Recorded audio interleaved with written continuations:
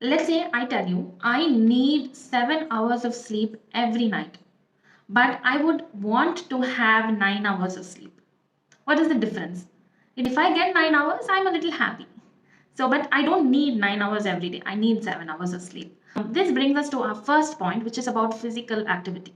That physical activity is very important for a growing mind and body, especially for our autistic kids who have a sensory need and not a sensory want.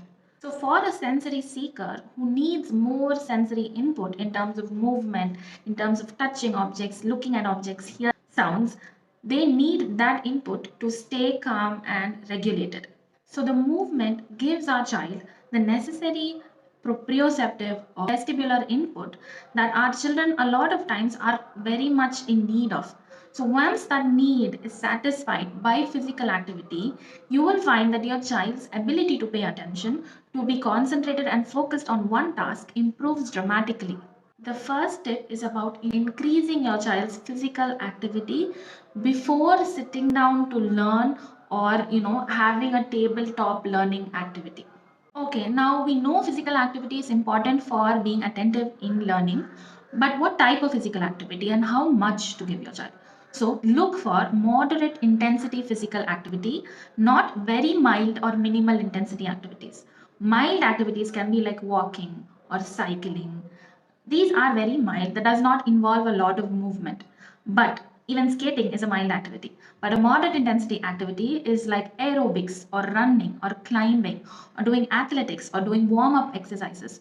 All of this that involve running and jumping and more pressure and impact on the joints of your body, these are moderate intensity physical activities, and that is what we need to give our children more of so that their sensory input is received and they feel calm and regulated. Now, here's the second tip. So, we had looked at a tip about physical activity that you have to do before you begin teaching. Now, let's say you have come back home and you want to sit and teach your child, and you want to make sure your child's attention is there to finish that activity.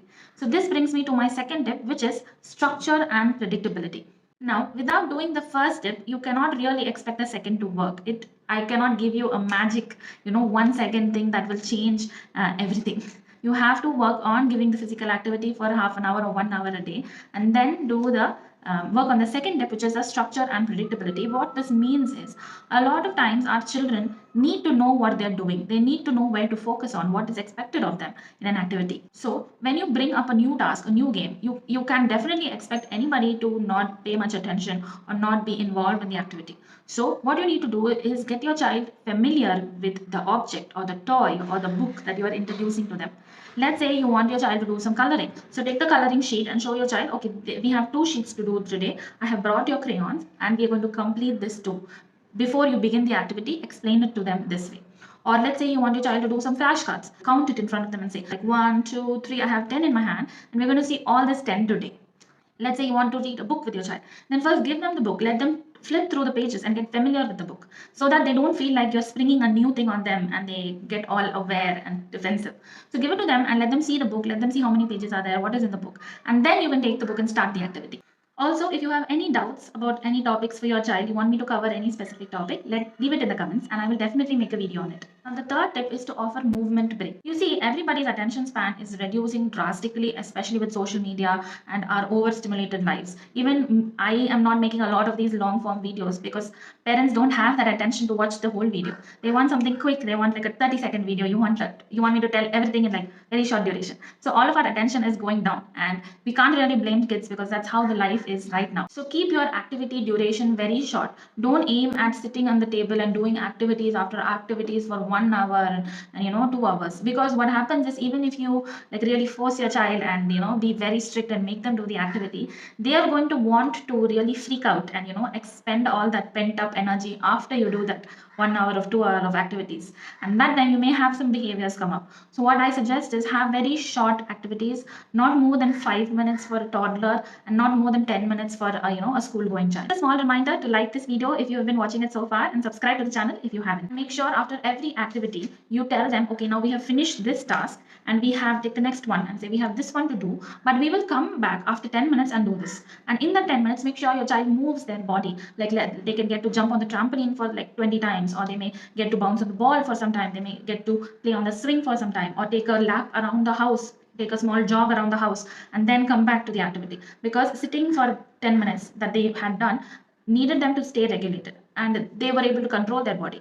And now you give them some time to let go of all the energy and regulate themselves again, so that they can come back and pay attention to another activity. The fourth tip is to follow your child's interest. I know, you have been hearing this so many times, but what does it actually mean to follow your child's interest? It means that you have to have certain goals for your child, okay? Like, let's say you want your child to learn numbers, or you want your child to learn to speak or ask questions. So this is your goal. Now the goal is something that we need to reach, but the procedure through which we do that can vary for each child.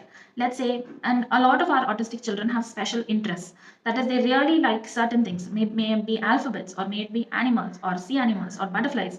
It can be many things. So you can take your goal and teach that goal through your child's favorite activity or their activities of interest. Let's say it is again learning to count, or you can make a worksheet with numbers this side, and you can take each animal and keep it on near the number and say 2 dolphins, 3 elephants, 4 tigers, like that. So you have to come up with the procedure of doing that goal or reaching that goal, keeping your child's special interest in the center of the process. You're probably trying to teach something to your child one time or two times and they're not responding. So immediately our patience level is, broken, and we get a little, why are you not learning? I'm trying this. Why are you not responding to me? I came up with this activity. I'm going to do this and you should definitely pay attention to me. See, this is a bit difficult for children. When you present a new activity, you're changing so much about the activity, you're giving a lot of language, it can be difficult for a child. So what I would highly recommend you do, like our second step, is have a structure and to your activity. Keep it very predictable. And on top of that, you repeat that activity over a few times. Generally, children need a 2 to 3 day of acclimatization period to get used to that activity, to get used to what you're telling them, to see what is expected of them and perform accordingly. And you will see your child over that 2 or 3 days of repetitive trials, they will definitely learn the activity and you will definitely see their attention has improved. Okay, so I hope you enjoyed this video. If you found it helpful, definitely press the like button. If you want more such content, make sure to subscribe to the channel. And if you think this video will help more parents, please share it with other parents.